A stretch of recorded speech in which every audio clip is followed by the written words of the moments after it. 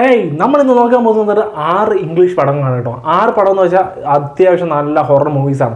ഞാൻ കണ്ട് ഏറ്റവും കൂടുതൽ പേടിച്ചൊരു 6 പടത്തിനെ കുറിച്ചാണ് ഞാൻ പറയാൻ പോകുന്നത് കേട്ടോ. ആദ്യം തന്നെ നമ്മൾ നോക്കാൻ പോകുന്നത് ഈവിൾ ഡെഡ്.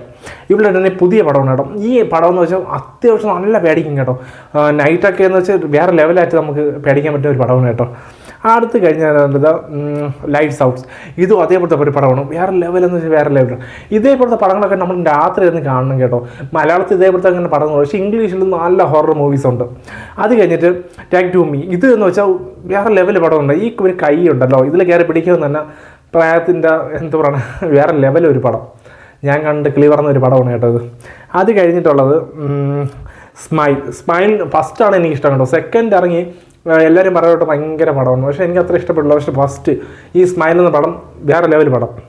അത് കഴിഞ്ഞിട്ട് നമുക്ക് നൈറ്റ് സ്വിം. ഇതും അത്യാവശ്യം നല്ല പടമാണ്. ഈ സ്വിമ്മിംഗ് പൂളും ആയിട്ട് പറ്റിയ ഒരു പടമാണ്. വേറെ ലെവൽ, നിങ്ങളെയൊക്കെ ത്രില്ലടിപ്പിക്കും കേട്ടോ ഈ പടം. അത് കഴിഞ്ഞിട്ടുള്ളത് സ്ട്രിങ്. ഇതൊരു ചെലന്തിര പടമാണ്. നമ്മൾ വിചാരിക്കും ചെലന്തിര പടം ഒരുപാട് കണ്ട സ്പൈഡറിൻ്റെ, പക്ഷേ ഈ ഒരു ചെലന്തിര എന്ന് വെച്ചാൽ നമ്മൾ ഗോസ്റ്റ് അങ്ങനത്തെ ഒരു പടമാണ് കേട്ടോ.